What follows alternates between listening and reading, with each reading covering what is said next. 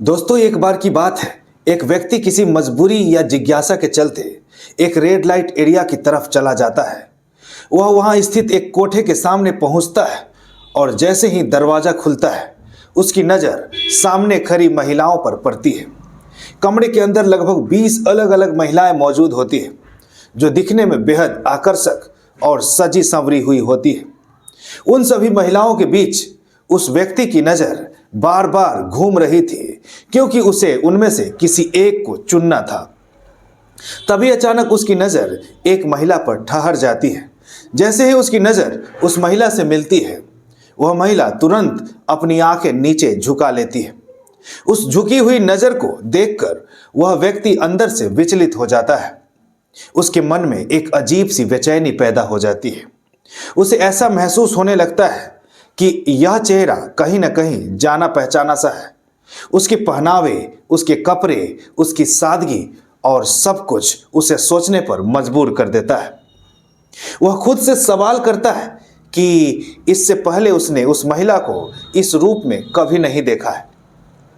कुछ पल की उलझन के बाद वह उसी महिला को चुन लेता है और उसे कमरे के अंदर ले जाता है। कमरे में पहुंचने के बाद जब दोनों के बीच बातचीत शुरू होती है तो सच्चाई सामने आती है। वह महिला कोई और नहीं बल्कि उसी व्यक्ति की धर्म पत्नी यानी उसकी अपनी पत्नी होती है। अपनी ही पत्नी को उस रेड लाइट एरिया की कोठी में देखकर उसके पैरों तले जमीन खिसक जाती है। वह पूरी तरह टूट जाता है। उसके दिमाग में एक के बाद एक सवाल उमड़ने लगते हैं। आखिर वो यहां तक कैसे पहुंची? किन हालातों ने उसे इस रास्ते पर लाकर खड़ा कर दिया और यह सब कुछ उससे छुपाकर कैसे कर पाई? जब वह धीरे धीरे इन सवालों के जवाब जानना चाहा तो उसके सामने एक कड़वी सच्चाई आती है।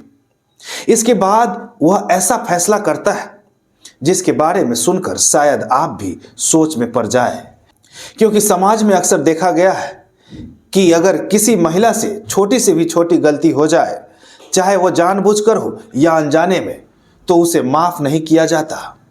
वही दूसरी तरफ पुरुषों की बड़ी से बड़ी गलतियों को भी समाज के लोग नजरअंदाज कर देते हैं। लेकिन इस कहानी में उस पुरुष ने, जिसने अपने पत्नी की तमाम गलतियों के बावजूद जो कदम उठाया, वह एक बेहद बड़ा और साहसिक फैसला था। आदाब, नमस्कार, सत श्री अकाल।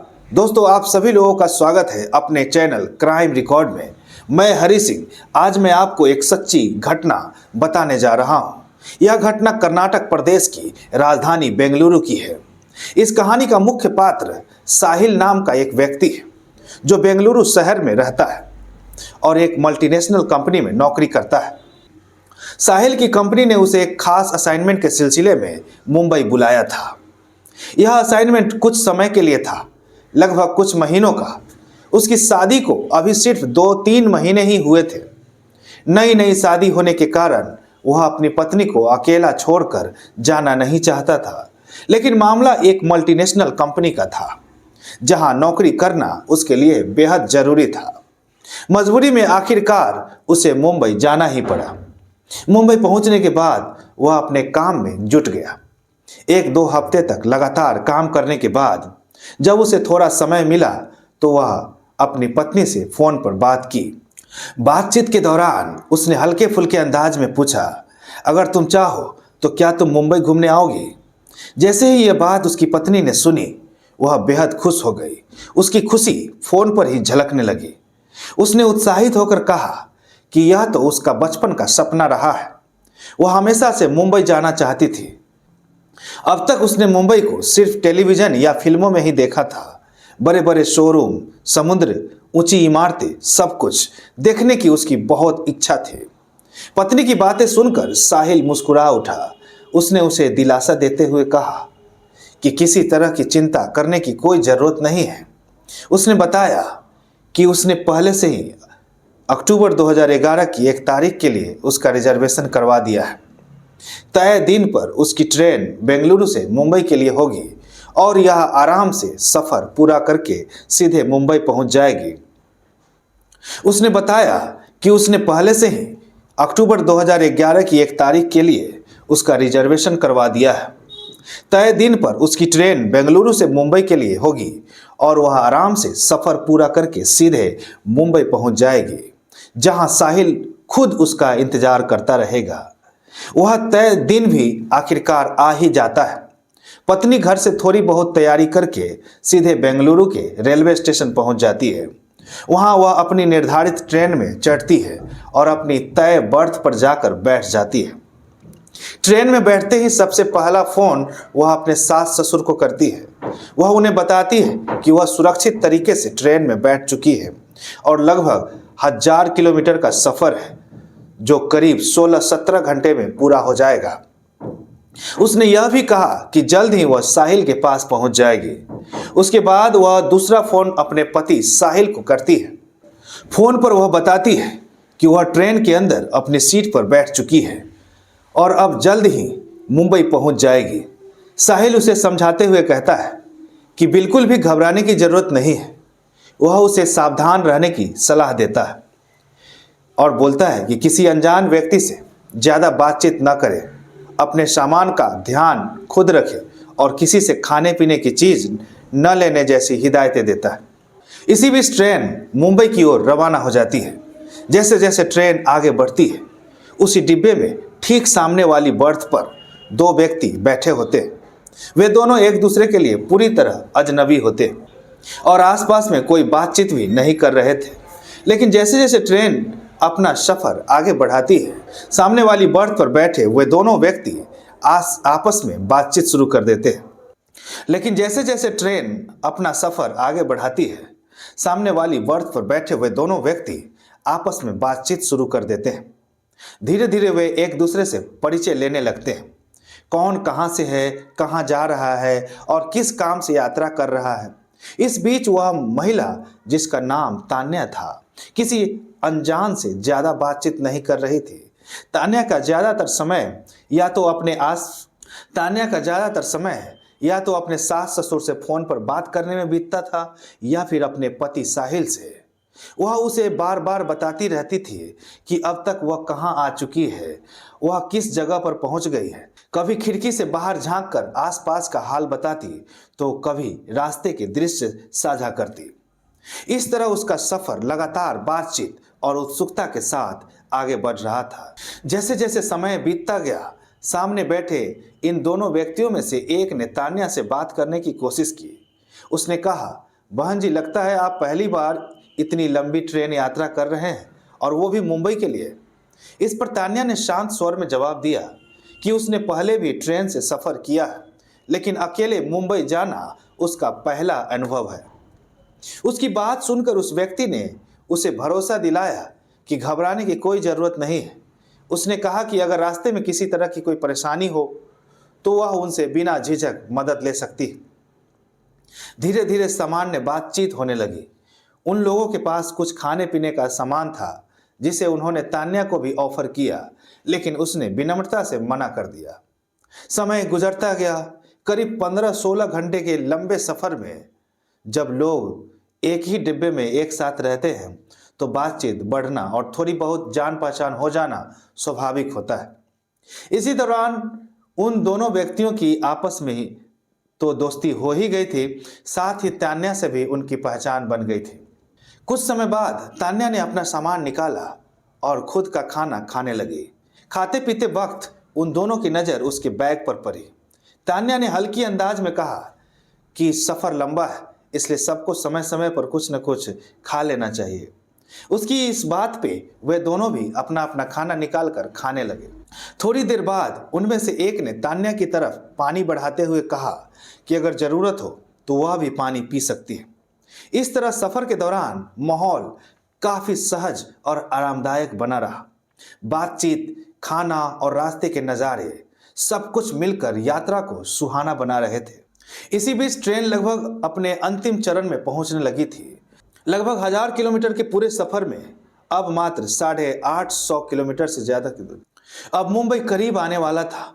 लगभग 1000 किलोमीटर के पूरे सफर में से 850 किलोमीटर से ज्यादा दूरी तय हो चुकी थी और करीब 150 किलोमीटर का रास्ता ही बाकी रह गया था। तान्या अपने पति साहिल को फोन करके बताती है कि अब वह मुंबई से सिर्फ 150 किलोमीटर दूर रह गई है। वह उसे भरोसा दिलाते हुए कहती है कि उसे चिंता करने की कोई ज़रूरत नहीं है। इस पर साहिल जवाब देता है कि वह खुद रेलवे स्टेशन पर उसे लेने आ जाएगा। उस समय दोनों के बीच बस इतनी ही बातचीत होती है और फोन कट जाता है। इसके कुछ देर बाद सामने बैठे वही दोनों व्यक्ति तान्या से पूछते हैं कि क्या वह चाय पिएगी। तान्या मना कर देती है और कहती है कि अगर उन्हें पीनी है तो वे खुद पी ले, लेकिन वे दोनों चाय लेने चले जाते हैं। कुछ देर बाद वे 3 कप चाय लेकर लौटते हैं। 1 कप तान्या की तरफ बढ़ा दिया जाता है और बाकी दोनों खुद पीने लगते हैं। जैसे ही तान्या चाय पीती है उसकी हालत अचानक बदलने लगती है। उसकी आंखें भारी होने लगती है, शरीर ढीला पड़ने लगता है और उसे तेज नींद सी आने लगती है। कुछ ही देर में वह लगभग बेहोशी की हालत में चली जाती है। करीब 2-3 घंटे बाद जब उसकी आंखें खुलती हैं तो वह खुद को ट्रेन में नहीं पाती। वह किसी डिब्बे में नहीं बल्कि एक तेज रफ्तार से चलती हुई कार के अंदर होती है। उसकी समझ पूरी तरह काम नहीं कर रही होती है। वह बोलने की कोशिश करती है लेकिन आवाज ठीक से नहीं निकल पाती। कार में वही दोनों व्यक्ति मौजूद होते हैं और उनके साथ एक तीसरा आदमी भी होता है। तान्या को अब साफ अंदाजा हो चुका था कि उसके साथ कुछ गलत हो चुका है। वह घबराकर पूछने की कोशिश करती है कि वह कहाँ है और उसे कहाँ ले जाया जा रहा है, लेकिन इससे पहले कि वह कुछ और कहे उसे जोरदार थप्पड़ मारा जाता है और धमकाया जाता है कि अगर उसने आवाज़ निकाली तो उसे और बुरा होगा। असल में चाय में कोई नशीला पदार्थ मिला हुआ था जिसके असर से वह इतनी कमज़ोर हो चुकी थी कि वो विरोध करने की हालत में नहीं थी। कार लगातार चलती रहती है और कुछ ही समय में वह एक ऐसे इलाके में पहुंच जाती है जहां पहले से ही सब कुछ तय किया जा चुका होता है।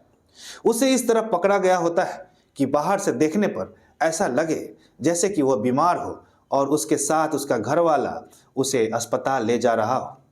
अंततः वह कार मुंबई के रेड लाइट एरिया की एक कोठी के सामने रुकती है। वहां पहले से 2 महिलाएं मौजूद होती हैं जिनसे पैसों को लेकर बातचीत की जाती है। तान्या को बेचने का सौदा तय होता है और उसकी कीमत 45,000 रुपये लगाई जाती है। पैसे हाथ में लेते ही वे दोनों व्यक्ति वहां से निकल जाते हैं। कुछ देर बाद तान्या को होश आने लगता है। वह रोने लगती है, गिड़गिड़ाने लगती है और छोड़ देने की गुहार लगाती है, लेकिन उसकी एक नहीं सुनी जाती। उसे धक्का देकर अंदर ले जाया जाता है।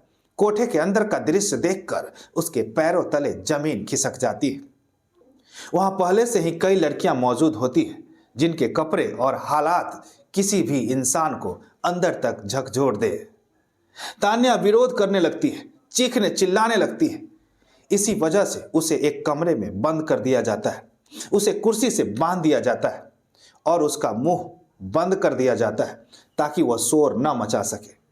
जिस दिन वह घर से निकली थी वह तारीख थी 7 अक्टूबर और अब 2 दिन बीत चुके हैं, यानी 9 अक्टूबर आ चुका था। इसी तरह से समय बीतता जाता है। एक दिन, फिर दूसरा दिन, तीसरा दिन और देखते देखते 15 दिन बीत जाते हैं। उधर साहिल मुंबई के रेलवे स्टेशन पर उसका इंतजार कर रहा होता है। काफी देर तक इंतजार करने के बाद भी जब तान्या नहीं आती है तो वह घबरा जाता है। फोन करता है लेकिन उसका मोबाइल स्विच ऑफ आता है। वह अपने माता पिता को फोन करता है, फिर रेलवे स्टेशन की जीआरपी और स्थानीय पुलिस थाने में जाकर अपनी पत्नी की गुमशुदगी की रिपोर्ट दर्ज कराता है। वह हर मुमकिन कोशिश करता है। बेंगलुरु लौटकर रेलवे स्टेशन के चक्कर लगाता है, पूछताछ करता है, लेकिन उसकी पत्नी का कोई सुराग नहीं मिलता है। उधर तान्या की हालत दिन ब दिन बदतर होती जा रही थी। उसे रोज मारा पीटा जाता था। उसे ठीक से खाना भी नहीं दिया जाता था। उसके साथ हो रही दरिंदगी की उसने कभी कल्पना भी नहीं की थी। लगभग 116वें दिन बाद कोठे की मालकिन, जिसका नाम सुनीता पूजा था, तान्या को साफ शब्दों में धमकी देती है और कहती है अगर आज उसने खुद को ग्राहकों के लिए तैयार नहीं किया तो उसके साथ ऐसा सुलूक किया जाएगा जिसका उसने कभी अंदाजा भी नहीं लगाया होगा। पहले से ही वहां काम कर रही लड़कियों पर दबाव डालकर तान्या को समझाने के लिए भेजा जाता है। वे उससे कहती है कि अब यहां से उसे भागने का कोई रास्ता नहीं बचा है, कोई उसे बचाने वाला अब नहीं आएगा और अब यही उसकी जिंदगी है। आखिरकार तान्या अंदर से टूट जाती है। मजबूरी में वह वही कपड़े पहनती है जिन्हें पहनकर ग्राहकों को आकर्षित किया जाता है। उस दिन कई महिलाओं में से ग्राहक की पसंद तान्या बनती है। उसे एक कमरे में ले जाया जाता है।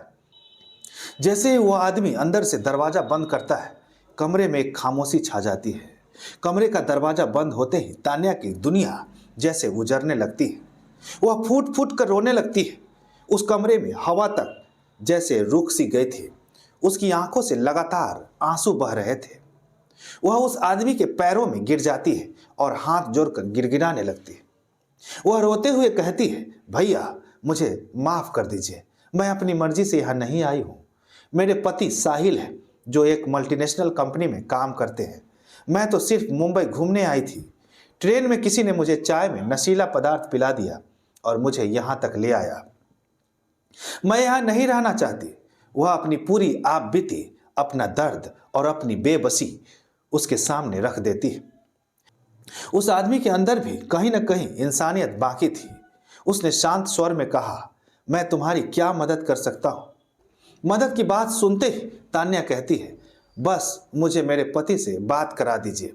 उधर साहिल लगातार अपनी पत्नी को ढूंढने की कोशिश कर रहा था। वह हर पल फोन देखता रहता था। पहले सफर के दौरान तान्या के फोन आते थे, सुबह, दोपहर, शाम, परंतु अब अचानक सब कुछ बंद हो चुका था। फोन स्विच ऑफ आने लगा था। लगभग 16 दिनों बाद एक दिन साहिल के फोन पर एक अनजान नंबर से कॉल आती है। फोन उठाते ही दूसरी तरफ से रोती हुई आवाज आती है, मैं तान्या बोल रही हूँ, मुझे नहीं पता मैं कहाँ हूँ, मुझे यहाँ से बचा लो, मैं यहाँ नहीं रहना चाहती। साहिल घबरा जाता है। वह बार बार पूछता है कि वह कहाँ है, किस जगह पर है, लेकिन तान्या खुद भी ठीक से नहीं जान पाती। तभी वही आदमी फोन लेकर साहिल को सारी जानकारी दे देता है। इलाका, रेड लाइट एरिया, कोठे का नाम और कमरे का नंबर सब कुछ बता देता है। साहिल के सामने अब सबसे बड़ा सवाल खड़ा हो जाता है, आखिर उसे बचाया कैसे जाए। वह जानता था कि अगर सीधे पुलिस के साथ छापा पड़ा और जरा भी चूक हुई तो तान्या को कहीं और भेज दिया जा सकता है या उसकी जान को खतरा हो सकता है। इसलिए साहिल एक बड़ा और जोखिम भरा फैसला लेता है। वह पुलिस के पास सीधे जाने के बजाय ग्राहक बनकर उसी रेड लाइट एरिया में पहुंचता है। कोठे में पहुंचकर वह कुर्सी पर बैठता है और महिलाओं को दिखाया जाता है। एक एक करके वह हर महिला को मना करता जाता है, यह नहीं चाहिए, यह भी नहीं। फिर आखिरकार तान्या का नंबर आता है। कहा जाता है कि एक नई लड़की आई है। जैसे ही साहिल की नजर तान्या पर पड़ती है, उसकी आंखें झुक जाती है। उसकी आंखों से आंसू टपकने लगते हैं। साहिल अपनी ही पत्नी को उस हालत में देखकर अंदर से टूट जाता है। बिना देर किए वह कहता है, मुझे यही लड़की चाहिए। वह तान्या को लेकर कमरे में जाता है। अंदर पहुंचते ही तान्या सारी कहानी सुना देती है, कैसे उसे बेहोश किया गया, कैसे यहां तक लाया गया। साहिल न तो उसे दोष देता है और ना ही गुस्सा करता है। वह उसे सीने से लगाकर कहता है, अब तुम्हें डरने की जरूरत नहीं है। हमें ठंडे दिमाग से सोचना होगा कि यहां से सुरक्षित कैसे निकले। उसी दौरान साहिल को एक तरकीब सूझती है। वह चुपचाप पुलिस कंट्रोल रूम में फोन करता है और 7 अक्टूबर से लेकर अब तक की पूरी कहानी बता देता है। वह साफ साफ पुलिस को बताता है कि उसकी पत्नी इस समय किस रेड लाइट एरिया के, किस कोठे के, किस कमरे नंबर में मौजूद है। मुंबई पुलिस ने इस सूचना को बेहद गंभीरता से लिया। भारी पुलिस बल के साथ तुरंत वहां छापा मारा गया। एक एक करके कमरे की तलाशी ली गई।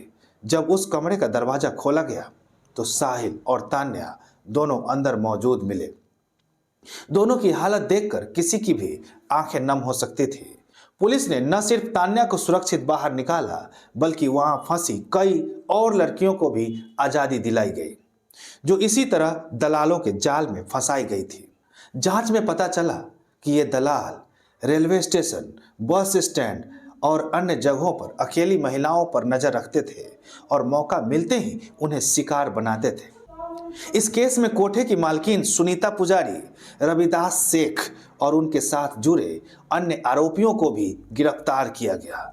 कई दिनों की मेहनत के बाद पूरे गिरोह को पकड़ लिया गया। पुलिस तान्या को उसके पति के साथ सुरक्षित बेंगलुरु वापस भेज देती है। साहिल ने न सिर्फ अपनी पत्नी की जिंदगी बचाई बल्कि कई और मासूम लड़कियों को भी इस दलदल से बाहर निकालने में मदद की। कई लोग शायद ऐसी स्थिति में अपनी पत्नी पर सवाल उठाते हैं, उसे दोष देते हैं, लेकिन साहिल ने इंसानियत की मिसाल पेश की। उसने भरोसा, समझदारी और हिम्मत से काम लिया। सच में ऐसा इंसान सम्मान और सलाम का हकदार है। अंत में मैं आपसे बस यही कहना चाहूंगा, सफर के दौरान हमेशा सतर्क रहें। अनजान लोगों से जरूरत से ज्यादा बातचीत न करें।